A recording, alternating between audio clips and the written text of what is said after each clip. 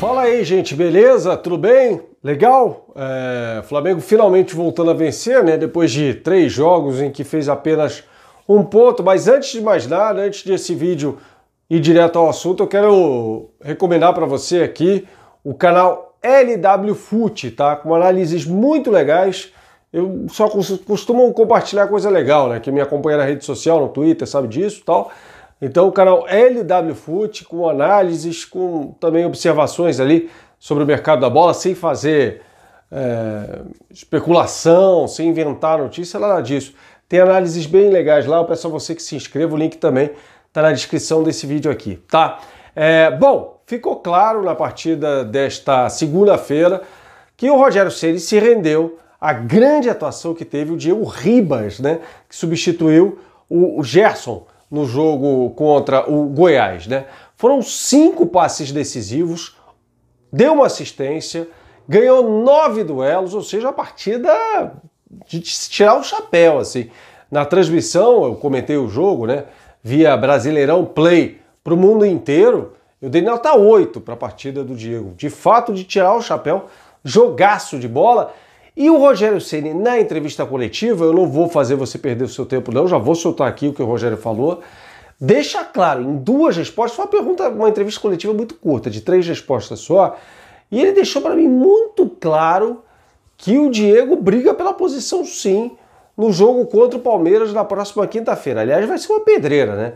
O Palmeiras está na briga, o Palmeiras atropelou o Corinthians, eu vi o primeiro tempo do jogo, o segundo tempo não, porque eu já estava na transmissão do Flamengo. No primeiro tempo já foi um atropelo, o Palmeiras perdeu muitos gols até, segundo tempo, pelos números, né, que a gente pode aferir também, o Gabriel expulso e tal, tranquilidade com a qual o Palmeiras subjugou seu principal rival. Então vai ser uma pedreira e a intensidade do Diego, para mim, é importantíssima nesse jogo contra o Palmeiras.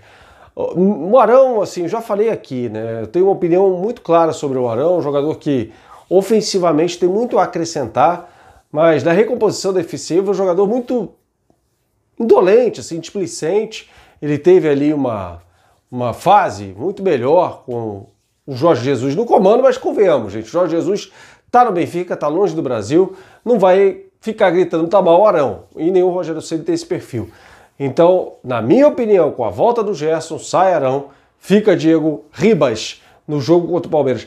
Vamos ouvir aqui o Rogério Ceni, tá? Por 2 vezes ele fala do Diego Ribas, fala que fez um jogaço e depois ele fala sobre o nível de competição, de competitividade interno entre os jogadores do Flamengo, que pode sim resultar em mudanças para a partida contra o Palmeiras. São 2 minutos e meio, são 2 respostas, ao Gustavo Henrique dando choque e ao Mauro Santana. Portanto, eu peço a você que ouça, porque acrescenta bastante em relação a isso que eu falei. Alguns jogadores que foram extremamente competitivos hoje, né? Te dou um exemplo do Diego Alves, por exemplo, do Diego Ribas, né? Que fez um jogaço, na minha opinião, e acho que é o primeiro jogo que ele inicia comigo aqui no Flamengo, mas um cara que transmite uma energia extremamente positiva. Gustavo, né? Que nós decidimos ter um jogador mais alto hoje, contra 2 centroavantes de área mesmo, né? 1,92 m, 1,92 m também fez um jogo seguro hoje ao lado do Rodrigo, né? Então, assim, mais do que vazamento de escalações, isso eu acho que atrapalha o clube, mas a valorização de caras que foram importantes para construir essa vitória de hoje. Gustavo Henrique, do canal Gustavo Henrique dando choque. Hoje vimos um Flamengo no segundo tempo pressionando mais a saída de bola do Goiás. Você enxerga que houve evolução na intensidade hoje e será a marca desse Flamengo nos próximos jogos? Olha, eu acho que nos 2 tempos, na verdade, né, nos 2 tempos nós conseguimos exercer uma pressão maior. Eu acho que a principal diferença, apesar do campo estar muito pesado hoje por causa da chuva, mas a temperatura, né, do jogo no Maracanã estava quente, né, estava bastante quente. Hoje, com o clima um pouco mais ameno, acho que a gente conseguiu exercer melhor essa pressão na saída de jogo. Eu repito, eles têm muita qualidade, né? Quando a gente, além da qualidade, da capacidade, consegue competir no mais alto nível, é um time que tem jogadores diferentes, que aí aparece o talento de cada jogador. Eu acho que destacar a extrema competitividade que nós tivemos hoje. Pergunta do Mauro Santana, da Rádio Roquete Pinto. O que representa a vitória para aumentar a confiança e dar mais tranquilidade ao time?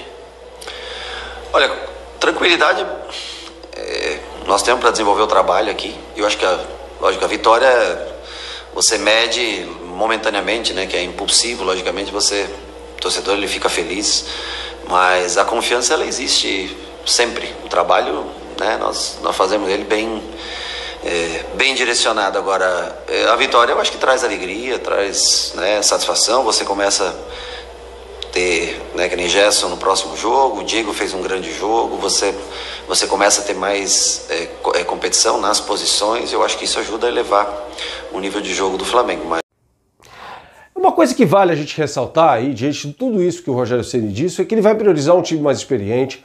Eu acho que tudo tem seu tempo. O João Gomes entrou no segundo tempo. Ele inclusive perdeu uma bola ali na cabeça da área mesmo, né?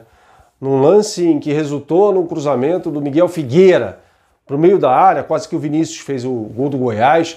Aliás, vacilo dele, do João Gomes, que perdeu a bola ali, numa região em que você não pode perder a bola de jeito nenhum. E do René, né? O René, pelo pouco que jogou muito mal. O Vitinho também entrou. Errou 2 passes ali, né? Para Pedro fazer o gol. Ele errou esses 2 passes.